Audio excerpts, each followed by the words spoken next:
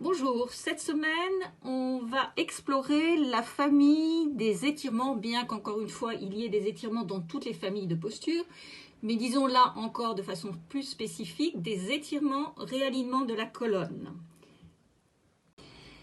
Cette semaine, la posture principale est donc une posture de fente. C'est la seconde variante du demi-cobra, Ardha Bhujangasana, qui est donc une posture d'étirement, qui sera préparée, et c'est tout à fait souhaitable là pour le coup de préparer par un étirement alterné, et qui sera suivi pour ceux qui le souhaitent par une autre posture de fente, qui d'ailleurs tout simplement s'appelle la posture de fente, Pada Prasarana. Donc avant de prendre la variante du demi-cobra, l'étirement, la préparation d'un étirement alterné. Venez vous asseoir sur les talons. Puis, penchez-vous, comme si vous alliez poser le ventre sur la cuisse droite. Et vous verrez que par la suite, ce sera plus au milieu. La cuisse sera sur le côté. Pour le bras droit, on va le replier, l'avant-bras et la paume de la main sur le sol et le coude droit en contact avec le genou droit. On aura posé le front au sol et pour l'autre côté, on étire et on tend derrière soi complètement la jambe gauche installée sur le coude-pied. Devant soi, on allonge le bras gauche, paume de main sur le sol. À partir de là, on essaye de ne pas dégringoler, de rester à peu près dans l'axe médian.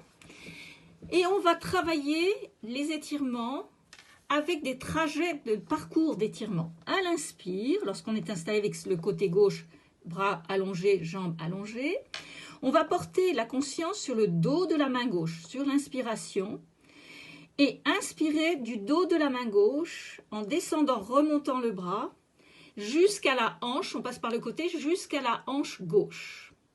Trajet sur l'inspire, du dos de la main gauche jusqu'à la hanche gauche.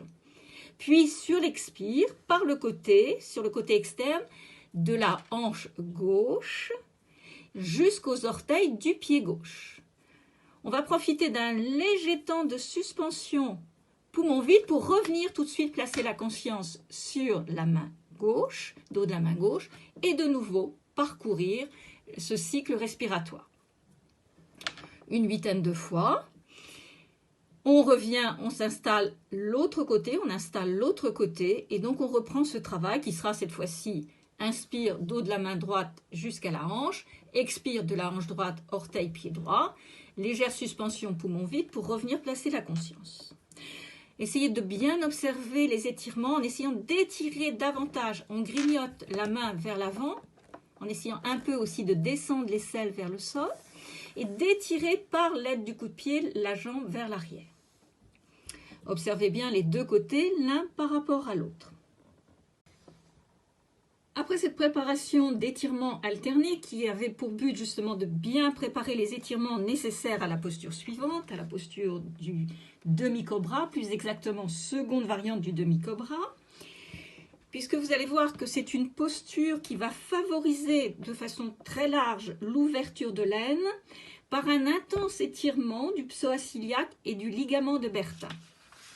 Alors, venez vous dresser sur les genoux, genoux écartés de la largeur d'un petit bassin.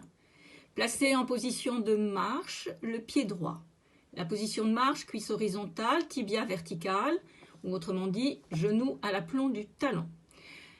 Tout de suite, redressez bien le buste, venez en appui des deux mains sur le genou, les bras sont écartés, donc les coudes repliés et en ouverture, les mains l'une sur l'autre, doigts des mains dirigés vers l'avant. Puis vous allez vous installer en fente sur la jambe gauche, la jambe arrière. Or, c'est une fente non pas à jambes tendues, comme vous avez l'habitude, mais à jambes repliées, genoux repliés, à peine au-dessus du sol, sur orteils retournés. Et on verra que c'est très important puisqu'il y aura ce travail de repousser le talon vers l'arrière. Alors, suivant vos libertés, vos potentiels de liberté, pour cette cuisse gauche, elle sera soit verticale, soit elle-même déjà très dirigée vers l'arrière si vous avez plus de liberté. Tout le travail va consister à essayer de reculer le talon gauche comme si on voulait en fait aller reposer le pied au sol. Ce qui va étirer de plus en plus et étirer de plus en plus la cuisse et ouvrir de plus en plus l'aine. À ce moment-là, attention de ne pas tourner la hanche, de bien garder le bassin de face. Et on peut encore accentuer l'étirement, si on y arrive, en avançant très légèrement le genou droit vers l'avant. C'est-à-dire qu'on passe de la position de marche à une fente plus basse, si on peut. Bien attention de bien garder la rétroversion du bassin, rapproche pubis du nombril. Au besoin, resserre, il faut resserrer les grands droits. Recul de la tête, menton près de la gorge. Essayez d'observer comment ça s'installe. Plusieurs respirations, si on peut 8 ou 10, ce serait bien. Puis retour à plat dos, et là il est nécessaire de bien retourner à plat dos pour le soupir, le bâillement, les 2 grandes respirations et l'observation des sensations. Et puis vous allez installer l'autre côté, donc pied gauche, position de marche, ce sera la jambe droite qui sera installée en fente. Vous pouvez, si vous allez dans une forme avancée de la posture, ressentir une intense sensation de brûlure. C'est tout à fait normal. Ça, c'est tout à fait normal. Et on peut, ensuite, si on est bien installé, alors l'une à la suite ou les travailler après des respirations de façon différente, ou d'abord les 2 mains sur le genou, placer ensuite les 2 poings l'un à côté de l'autre, exactement comme dans le salut, sur la partie ronde du crâne, les coudes bien en recul.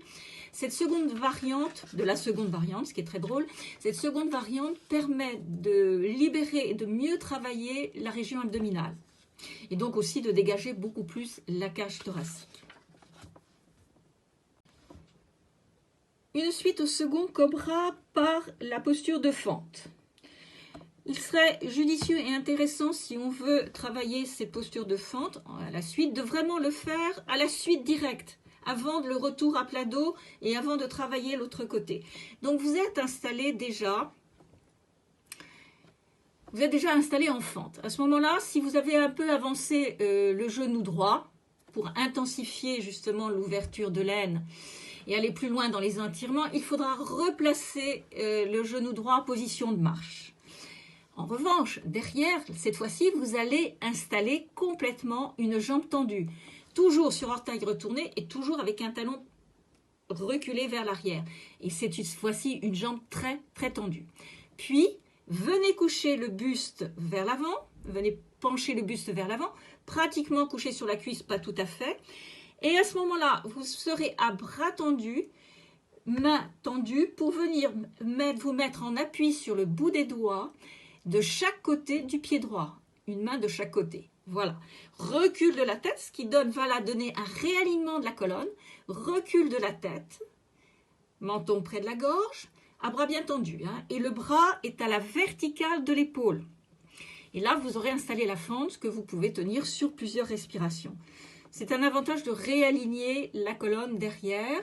Donc là, si vous avez les respirations, et on recommence. Second cobra, variante du second cobra et grande fente derrière si on veut travailler les 2 en succession. Voilà le programme pour la semaine et j'espère la dernière semaine de confinement. Pour nous, ce sera probablement pas la reprise des cours après le 11 mai. Donc si les cours ne reprennent pas après le 11 mai, je continuerai de mettre en ligne le lundi matin ou un peu plus tard dans la semaine, ça passe sur le site. Je continuerai de vous mettre une posture par semaine. Bonne semaine à tous et à toutes.